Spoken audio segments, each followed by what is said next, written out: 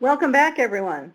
I would now like to introduce Dr. Donna Lockett, who is a knowledge translation consultant. She is the co-creator of the Scientist Knowledge Translation Training Workshop with Dr. Melanie Barwick of the Hospital for Sick Children in Toronto, Canada. She has shared information on working with the media to many workshop participants over the past several years, and we are pleased that she could join us today. Unfortunately, her schedule will not permit her to participate in the discussion at the end of the day, so please ask any questions you may have during and at the end of her presentation. Dr. Lockett? Thank you. Thank you, Joanne. Good afternoon, everybody. Thank you for giving up your time to participate today. I'm very delighted and very honored to have been asked to lead this session. We have done quite a few of these trainings. This is the first time I've done it in this format, so it'll be an interesting experience for me. I would love if you would ask questions as they come up, and Joanne will cue me when the questions come up, so it'll come to my attention. So I will follow the slides. I'll also be chatting a fair amount outside of the slides because they are there for your guideline. However, I probably have a little bit more to say than what is on the slide. If we start with our first slide, we have our learning objectives. When I speak about speaking with the media is a specific audience, and really I'm quite interested in how you speak to any lay audience because the media is the intermediary for the lay audience. And so in terms of how to connect with the media, that will be a very specific skill set that I'll be discussing with you today. But in terms of how you show up as a presenter and how you prepare your findings in a way to not only spark the interest of the potential knowledge user, but actually perhaps generate some form of change, whether it be change in awareness or attitude or behavior or practice, that is pretty well across the board with any lay audiences. So why we specifically may want to consider the media? Essentially, if we want to get our message out to the general public, that becomes essential. They're a really great vehicle, a really wonderful tool to use. They love research. They are really compelled by healthcare information, even very basic research. They're very interested in findings. It is possible that the findings may not be applicable to human conditions for years, maybe even decades. However, we often open the newspaper and we see these really basic scientific research findings in the paper. So I would suggest that everybody on the call is probably involved in work that would be very interesting.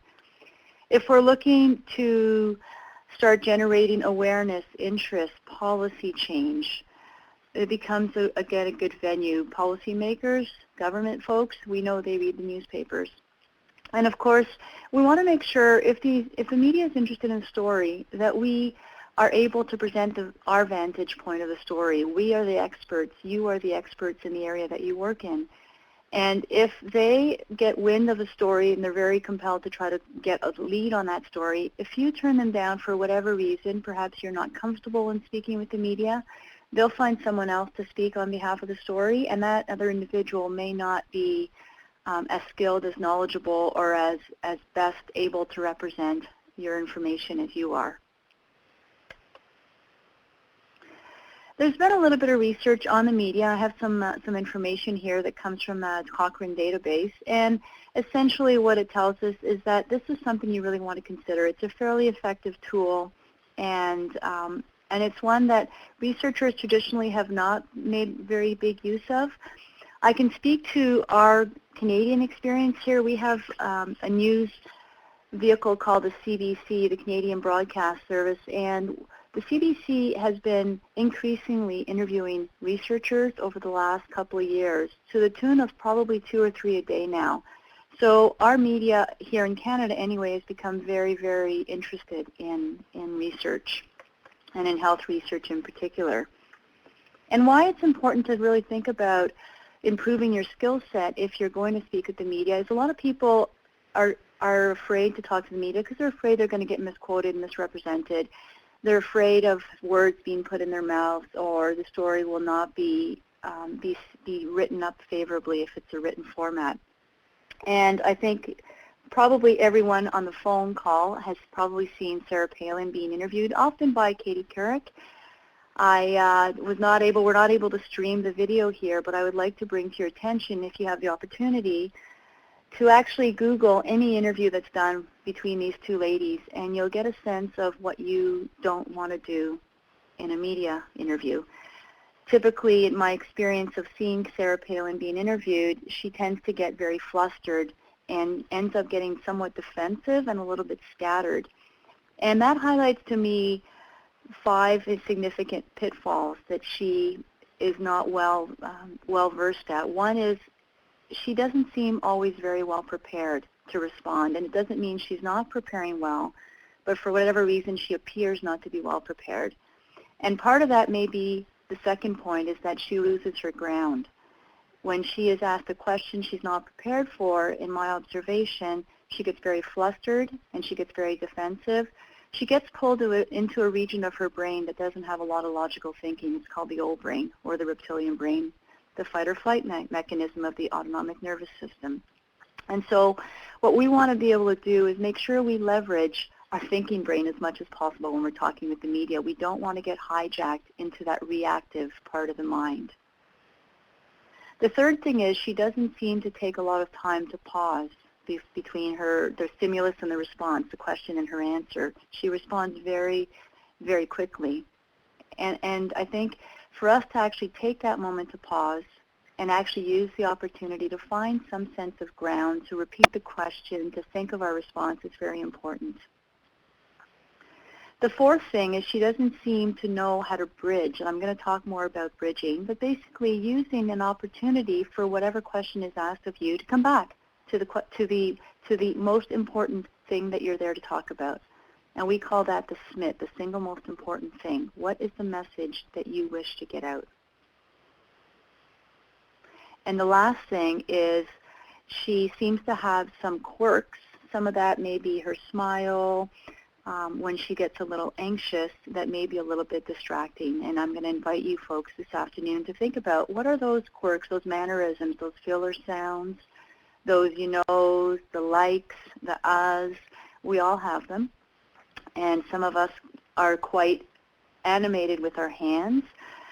Some of us have a tendency to look up when we think or sideways when we think. All of these become very distracting when you're dealing with the media.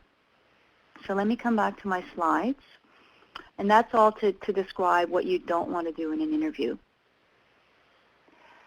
Coming back specifically to how do you connect with the media, most, if not all of you, are probably within organizations where you'll have communications departments or public affairs departments, and they will make that liaison for you. However, you may be in a situation, perhaps you work for an NGO, where you will actually reach out to the media yourself, maybe with a press release. And it's important to know that there is a lot of competition for news. We may have the best discovery since sliced bread, but if it's not packaged in a way that's going to be compelling, enticing, attractive to the media, because they have to sell it, then it may not get any airtime, it may not get any print space. And so we need to know that this is a very competitive field, and increasingly competitive as opportunities, news sources are actually dwindling in function of our changing technology. When you are thinking about contacting the media, what you want to think about is who is actually going to contact the media. Who is in the best position to speak on behalf of your project? Who is most relatable? Who is most eloquent, perhaps, in speaking? Who's able to talk, just regular talk, and actually not fall back and revert into jargon? Who speaks most clearly and most with a greater sense of articulation? All of that becomes really important. It may be, I've worked a lot with our First Nations communities, with our Aboriginal communities, and when I would speak to their media, I actually wasn't the one speaking. My research was being spoken of, but I would usually have an elder speak on behalf because that individual was most relatable to the people that we were trying to reach. You want to think about what needs to be communicated. And so if there's one message that I can leave you with this afternoon, it is to get really clear on what your main messages are. Very often we have a lot of information that we wish to share, and we feel it's all really important, and undoubtedly it is. However, when we're dealing especially with the public, but with any audience that has somewhat limited capacity for taking in information, that has a lot of information coming at them from different perspectives in the world, and we want to have them experience some form of change, increased awareness, increased interest, change of attitude, change of behavior, change of practice. The onus is on us to be really clear on what it is that we want from them, what it is that we want them to know. And I tell people, I'll come back to the same word I just mentioned a few minutes ago, what we call the SMIT, the single most important thing. And if you're not clear on that, with the work that you do currently, I would really encourage you after this afternoon to think about and talk to your teammates about really what is it that we want people to know if there was one really important message. And that's the message, there may be two or three, but those are the messages that you want to keep coming back to over and over and over when you're dealing with the media.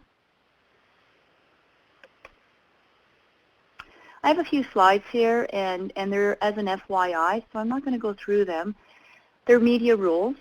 And the first note, I'll say the first bullet talks about you are not in control, but I hope by the end of today's call, you'll actually feel like you have some capacity to actually negotiate control of the interview if you're dealing with the media, and I'll talk about how you do that.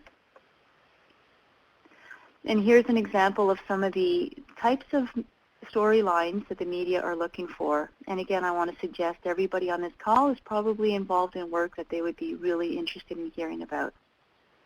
And when I talk about the media, we're not just talking about press and radio and television. We may be talking about magazines.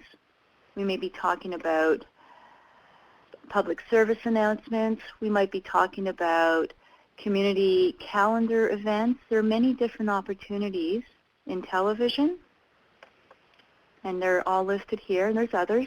There may be some specific to your communities. There's newsletters that are very cultural specific or community specific sometimes, public service announcements in radios. So I'm just going through these. You'll have the slides to go through them. And so think about what would, the bottom line is to think about what is my audience listening to? What are they reading? What are they watching? When we're dealing with trying to connect with the media, the number one rule of thumb is know your audience. If this is a senior population, they may be listening to the local television news channels, or they may be reading the local newspaper.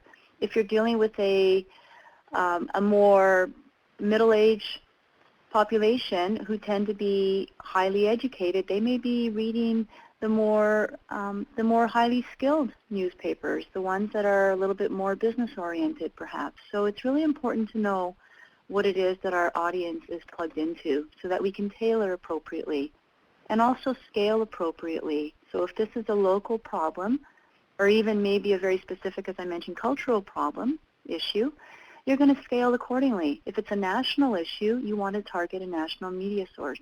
If it's international, of course, you want to go international. So you need to be very clear on who your audience is, who you're trying to target.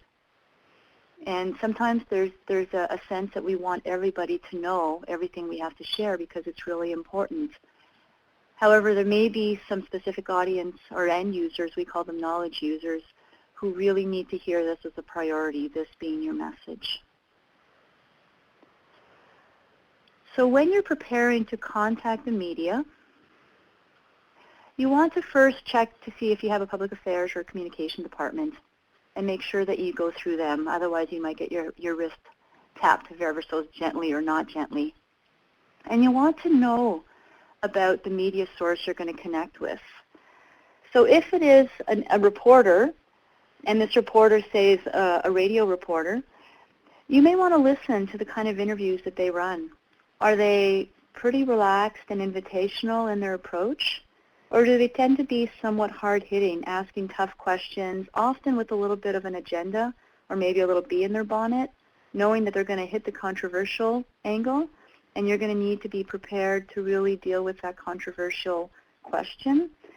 The more you can prepare, the more you know about the media source that you're going to be dealing with, the better prepared you're going to be. And often I say to people, say what you got to say and then stop. We'll talk more about that. So it's really important to make sure you don't ramble on. It's really important to pause in the interviews. And it's really important, if you know there's going to be tough questions, to prepare for those tough questions. It may not be, these tough questions may be dealing with issues that you feel are not the most important things that you want to talk about. They're not your SMITs. However, you know they're going to come up, and so you could try to avoid them. You could try to derail from them, or you may choose to want to deal with them directly. And that'll be up to you how you want to handle it. If you want to avoid it, I'll show you how you do that in a little while. But if you feel like you can prepare and respond to those tough questions, you may be doing a service to the people who are listening, reading, or watching you.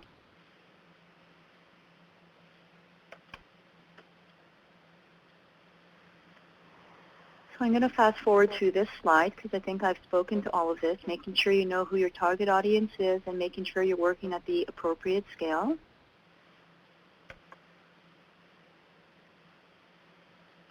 When you're thinking about your audience, you want to think about what is it that I'm asking of them, and are they ready to do it? So we're getting to, on the individual level, a readiness of change, and on the organizational level, whether or not the organization is able to change, is prepared to make the changes. What are the barriers individually, organizationally? Are they putting out different fires? Are they in the middle of cutbacks? Do they have the resources to do what you want them to do? The more you know about your audience, again, the better prepared you'll be.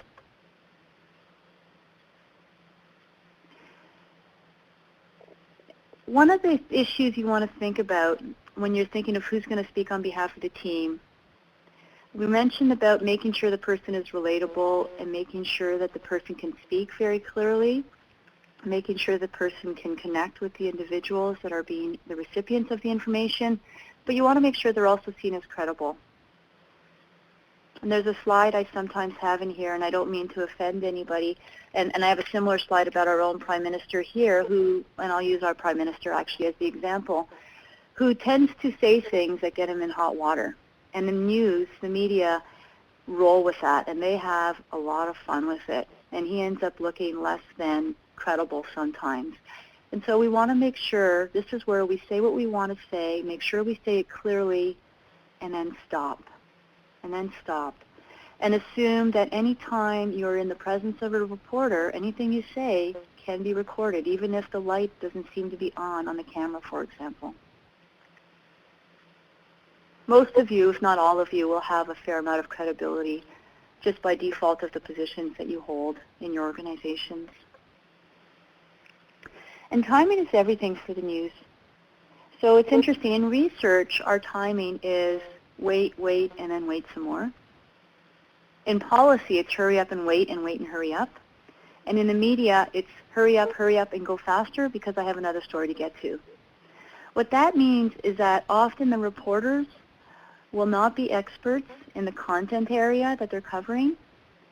And I often suggest to people, if you're contacted by a reporter or you're linked with a reporter through your public affairs people, you can ask them a few questions. You may want to ask them, what do you know about this topic?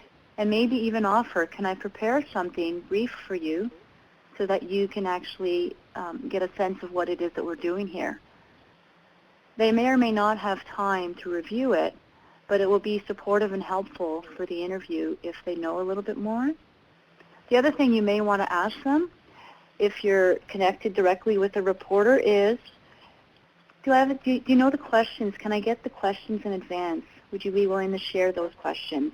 Now, they may have the questions, they may not. They may be willing to share them, they may not. But you can always ask the question.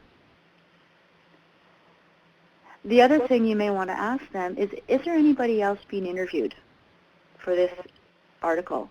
Because we've certainly heard a lot of cases where someone generously offers their time and their resources, their information to a reporter, and unbeknownst to them, the reporter is also interviewing someone else who has an opposing position. And when the article actually appeared, in all cases that I've seen, it's been in print format, but sometimes I've directly heard of those stories, but I certainly see it on the news as well. You see it all the time, where people are pitted up against each other, unbeknownst to them. That wasn't what you signed up for when you agreed to do the interview. And so it's really, and they're not going to necessarily always tell you that, so it's really important to ask them questions in advance. And so if the media wants a story, because it's very fast-paced, and you're not prepared to give it to them ASAP, they'll find someone who will. You need to know what the timelines are. So again, your public affairs or communications person will know what they are. But if you're contacting the media source on your own, what you'll want to find out is when their internal reviews are. So they usually have 2 a day, usually mid to late morning and early afternoon. You want to make sure that you hit those timelines, because I think it's better to hit the one in the morning. But find out when they are and ask those questions perhaps. You want to think about the time of day. You want to also know what else is going on in the news. So in terms of the actual day that might be better for you to approach the media, I usually tell people probably Tuesday to Thursday are good days. Fridays, it may get bumped to Monday. Lots of news accumulates on the weekend. Your story may end up not being so important come Monday morning. Monday, there's a whole influx of information that comes in. So unless there's some kind of a huge tidal wave of a story that has hit the press, hit the news, such as Ebola, such as SARS a few years ago, you may want to sit on your story for a while and wait until those stories die down a little bit. So I see the media kind of like a series of waves. And sometimes you have to create a wave, a momentum, and sometimes there's actually a story that's in the news that has some level of compatibility or synergy with your story that you can draw a link to that can help you to piggyback and create a stronger wave for the storyline. So be aware of what's in the news. It's really important for us, if we're going to connect with the media, to be abreast of what is in the news and what are the fires that are currently taking up all of the attention. And when does it seem to be a little bit of a lull, a little bit of an ebb in the flow, so that you can actually create that opportunity. Excuse me, Donna, we have a question. Yeah, hi, Bonnie. Yeah, you see the question there from Bonnie. I do. Do you feel that press releases remain effective, or are there other ways to contact media that have a better response? Well, I think press releases are the traditional, it's sort of the languaging of the media. So I think that is the way to go, but I think the media is also really keeping abreast of what is being posted on social media. And often this is where they end up contacting us more than perhaps in the past. And I think that they're keeping abreast of Twitter and Instagram and Facebook. So I think there's multiple approaches now. I think if we want to connect with the media, we may want to think about using Twitter and know that they're actually probably going to pick up on it. Okay, does that answer your question, Bonnie? Bonnie's typing. I see she's getting ready to type that. Yes, okay, it does. Great. There we go, it does. Okay, thank you. I worked with Bonnie in Ottawa many years ago. So preparing your findings. Now this has to do with any time you're presenting to a lay audience in any format. You really want to be clear on what your main messages are. And I don't know if anybody else over the course of this afternoon will talk about that, but that's a little bit of the bee in my bonnet. Is I think often we've trained over 1,500 people, and it is amazing how many people are not clear on what their main messages are. And this is where I say, how do you expect to communicate that, and how do you expect people to be able to receive it if you're not clear on it? And so we need to be really clear. What is the issue? You may want to think about, what did we do? You might be prepared to respond to that question. What did we find? But really, most importantly, is the so what. So what? What do we want people to do differently as a result of this? We want to communicate our main messages in a way that people can actually perhaps get visuals in their mind. So most of the time we appeal with our left brain to people. We appeal with our thinking brain. We're using words, we're using numbers. And often what is most helpful is actually to use imagery, to stimulate emotion, to use music, to use arts, creativity in some way. That utilizes the right part of your brain, and that is going to leverage, increase the potential that people will remember what it is that you had to say. And it's also going to have a stronger POW factor.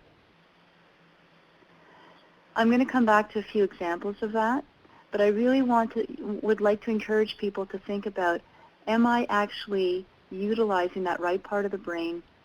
Am I engaging it when people are hearing, watching, reading, listening to my message? Can I use metaphors? So, Joanne, may I ask you, is there a big stadium where you are in Texas? What's the big stadium? We have a pretty good stadium here in Austin, and I think... In Austin, what's the name of it?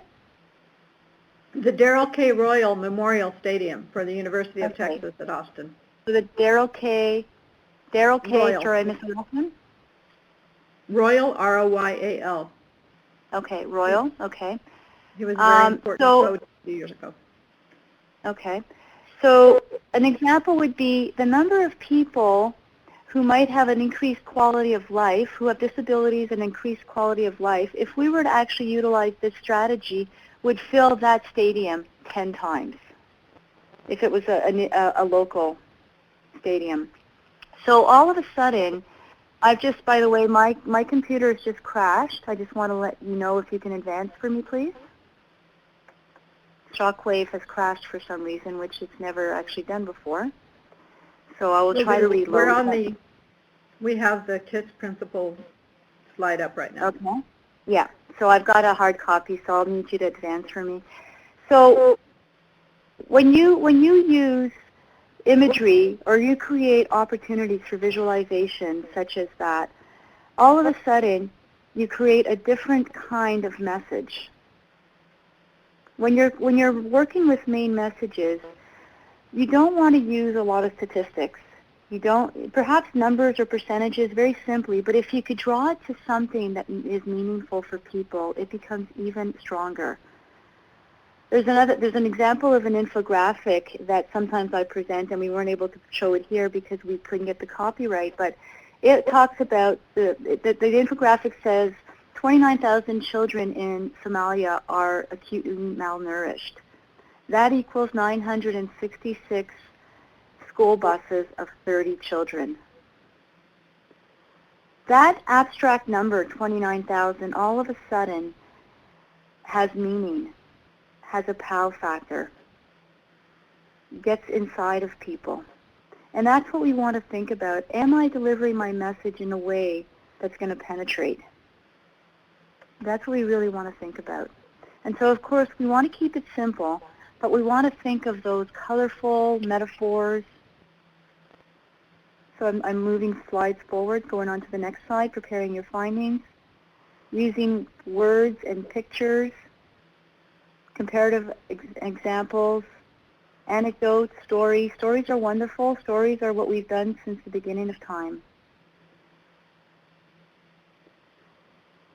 And so we talked about the Somali example. So if we fast forward to, there's an infographic, and for those of you that haven't used infographic, I think a lot of people on the line have actually used infographics, but if you haven't, you might want to think about infographics. You can use static and you can use more dynamic infographics. An infographic basically has a number of different pictures and it will have different pieces of information. In my experience, most infographics that I have seen online are way busier than I think they need to be or ought to be for people to be able to take away meaningful information. The example I gave you, that was one sentence.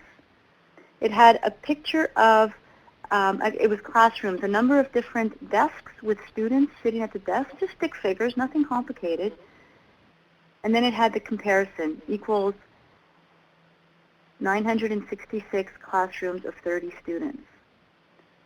So all of a sudden, we take the numbers from being somewhat abstract and maybe a little more complicated or hard for us to wrap our heads around, and we ground it in something that we can relate to every day that really connects to the right brain, to the heart, to the emotional system.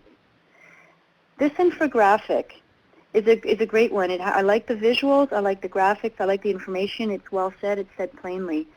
I would actually like to see it go one step further, where it actually gives examples that can actually demonstrate the data a little stronger. So an example here, 1 million, and there's a small rectangle that is purple near the bottom, and it says 1 million are unable to hear conversations. Let's ground that number. That equals the number of people that live in this state, for example. All of a sudden, you get a different POW factor with it. Okay? So if we move forward to preparing your findings, basic messages are, don't overdo it. Just make sure your findings are stated very simply. Too much information is not good. I have a private practice. In my private practice, I tell people, speak less, say more. And so this is where, especially when we're dealing with the media, we want to say what we have to say, and then we want to pause. Most of us are not comfortable with silence, and when there's a pause, we feel compelled to fill it up with words. And those are the moments where you will likely say something that you wish you hadn't. Some reporters use it as a strategy, not many, but some will use it as a strategy to see what else you've got to say, to see, especially if you're in a controversial area, to see if maybe you'll say something that will sell stories. So it's best to be really clear on what you want to say and find ways of saying it that are compelling, and then stop. Reporters will come at you with another question if there's a pause. And if they're able to, they'll edit it out if it's not live. So don't worry about a pause. And that pause can actually be used as an opportunity to come back to whatever strategy you use in life to find your ground, to calm, to take a breath, to take a sip of water maybe. Maybe you need to take a sip of water when you're pausing. That's going to be your cue to pause. Before you answer a question, you take a little sip of water. Just so that you don't respond so quickly, so automatically, and then come across less credible, less eloquent than you otherwise would. What happens when we get stressed, when we get anxious, and a lot of people get anxious when they're talking to the media, which is one of the reasons they avoid the media at all costs. When we get anxious, we get pulled into that old brain I mentioned earlier. That old brain is our fight or flight autonomic nervous system that has no logical, rational thinking attached to it.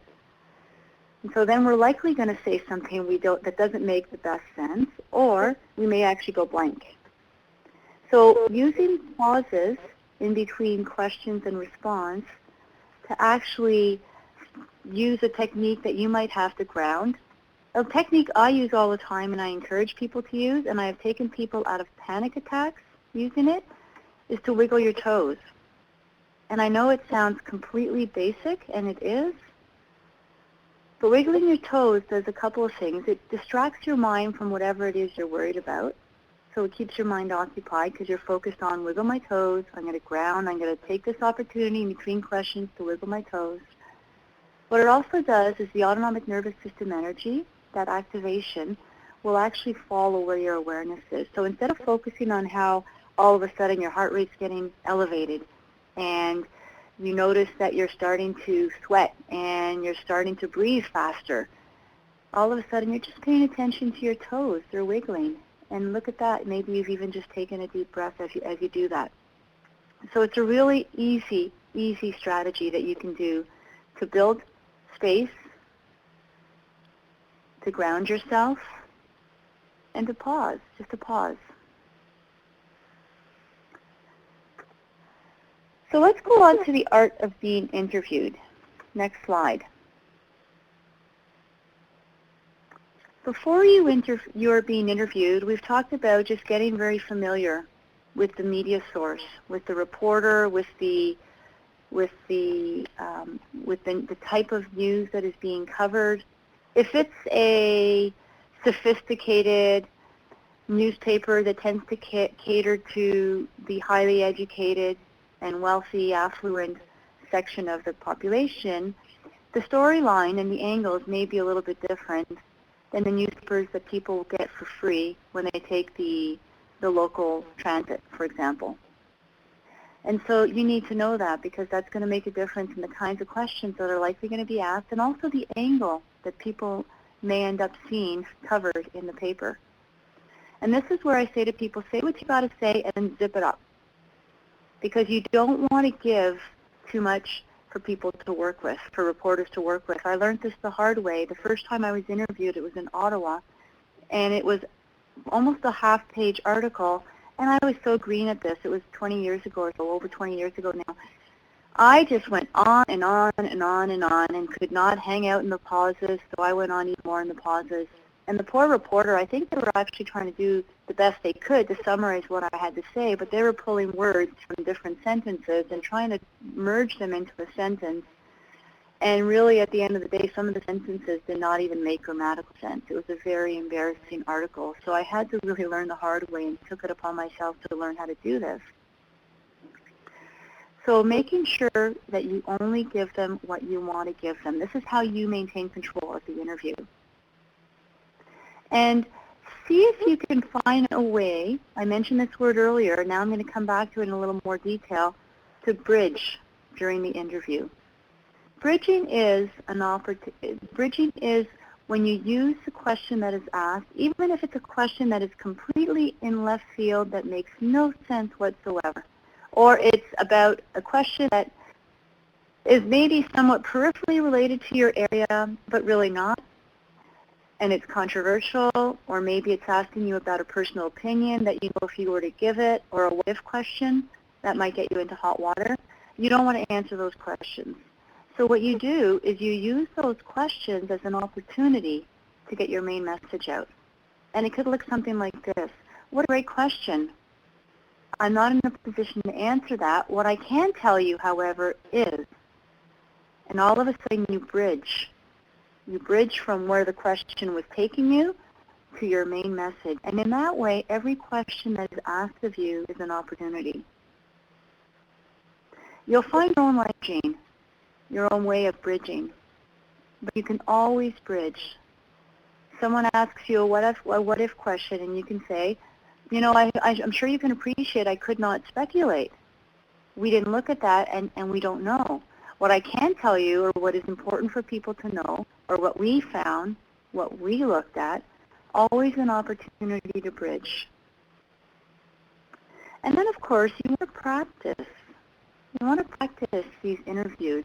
When we do our SMIT training, scientific knowledge translation training, workshops, we get people to join in triads. And in triads, they practice. One person is an interviewer, one person is the interviewee, and one person is the observer.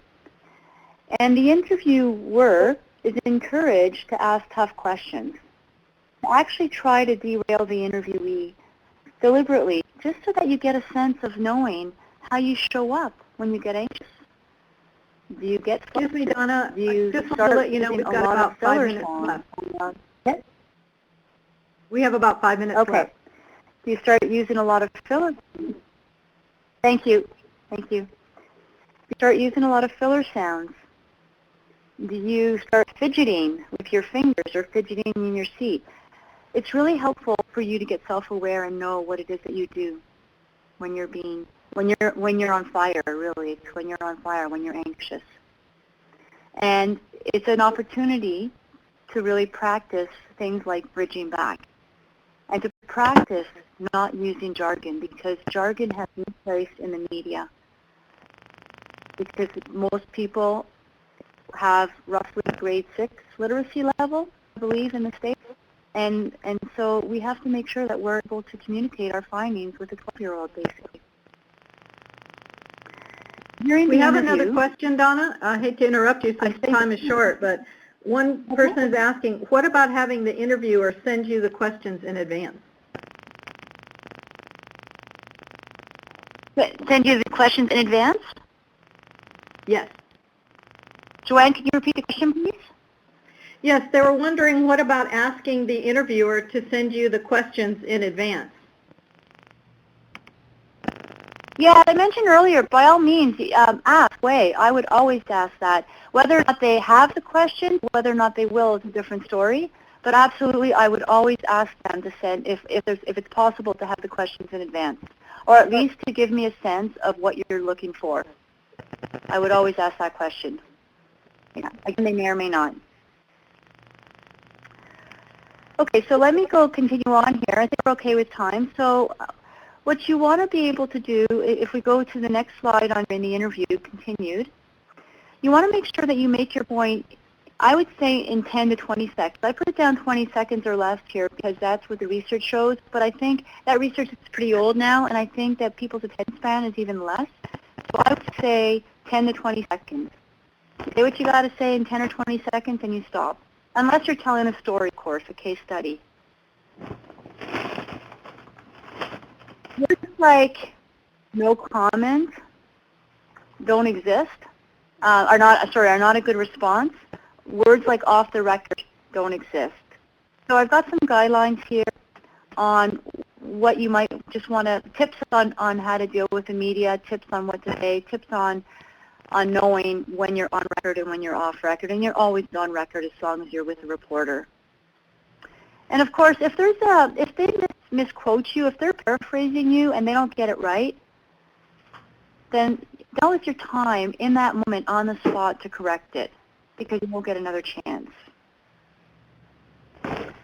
So if we fast forward, we've talked about the next slide of during the interview continued, after the interview. KT is all about relationship building. It's all about relationship building. And so therefore, you're building a relationship with the media. I've been on projects, I've consulted on projects where we actually had a representative of a media sit around our advisory table with us from the very beginning, even though we didn't have anything for the press probably for a year down the road, because it's about building a relationship. When I was in Ottawa, in the capacity that I was there, I was interviewed probably about once every 2 weeks, and I had that rapport with the reporter, and he would constantly just check in with me quite regularly. What's going on? What's new? He was an ally. And so we want to build those relationships. And so you have to make a choice point. If the article or interview or how it came out was not to your liking, you have to decide, was this a really gross misrepresentation, or was it just not said the way I'd like to say it, but I can live with it? It's pretty close. Because you're relationship building, you want to pick your battles. If it's not accurate, of course, if it's a gross misrepresentation, then you can always ask for a correction. Unfortunately, it's already out there and it's hard to take that back. And that is where it's so important for you to get very clear on what your main message is and practice saying it in a calm, grounded way, and practice bridging, taking control of the interview. Because you don't want to give information that may end up being misrepresented. And because you're building a relationship, send a thank you, especially a card in this day and age. It's something we don't get very often in the mail anymore. A nice thank you card or a note, or even an email if that's what you can have time to do, or a phone call to say, great, thank you so much for the opportunity. Would love another chance if it comes up. Your relationship building. Okay. The last slide in my slide deck is a URL that you could go to. That again, I think is one I would have loved to have shown, but we can't do videos here. It's a URL with an interview between Linda McMahon and Erica Hill. Some of you may have seen it. And it's what I consider to be an exemplar interview of someone who was really under the gun with the questions that were being asked. And she has remained poised throughout the interview. She bridges beautifully, very skillfully. And so regardless of your politics and whether or not you think that she would have been a good candidate for Senate, I think she does a pretty good job, and she's obviously very well prepared in the interview. So I would encourage you, if you want to see how it's done well, to go and check out that interview. So let me just summarize the main points I'd like you to take away from today. And they're going to be reiterations. The first is know your audience. What are they plugged into? Research it. Ask questions. The second is get very clear on what your main messages are. Very clear. And of all those main messages, what's the single most important thing? If you had to walk away this afternoon and tell someone, the next person you meet who's maybe a stranger on the street, about your work, what's the single most important thing you're going to tell them?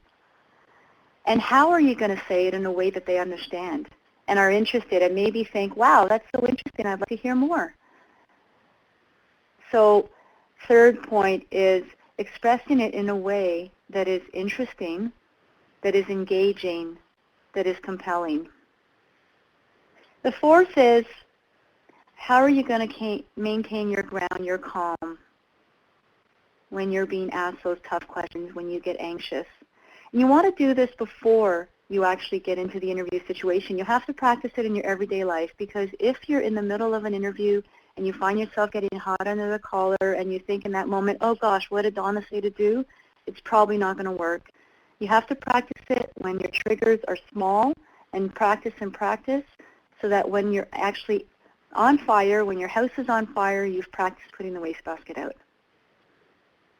The fourth is you really want to take time to think of your answers. You want to pause.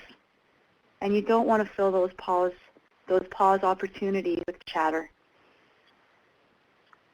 You want to bridge. You want to bridge. Find your way of bridging. Practice bridging. Practice having people ask you tough questions and you get the opportunity to bridge back to your main message. You want to get very self-aware about what your quirks are, what your filler sounds, words, you knows, okays, like, body language. Some people rub their chins a lot when they think. To become more self-aware of that and try to be mindful of it in the moment. And finally, this is about relationship building. You want to nurture those relationships.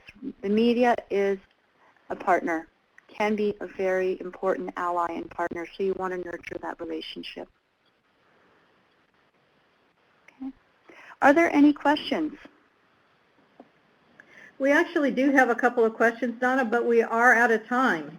And I know that your schedule was very tight as well. So what we might do is bring those questions to our discussion period this afternoon. I know you won't be able to be here.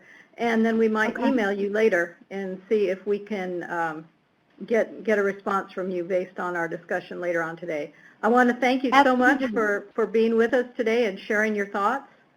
And we're going to go to a short break now. Okay, thank you so much, everybody. Thank you, Joanne. Okay, thank you. So we'll probably be back here at about 7 minutes since we ran over just a little bit. Thank you, everybody. See you soon.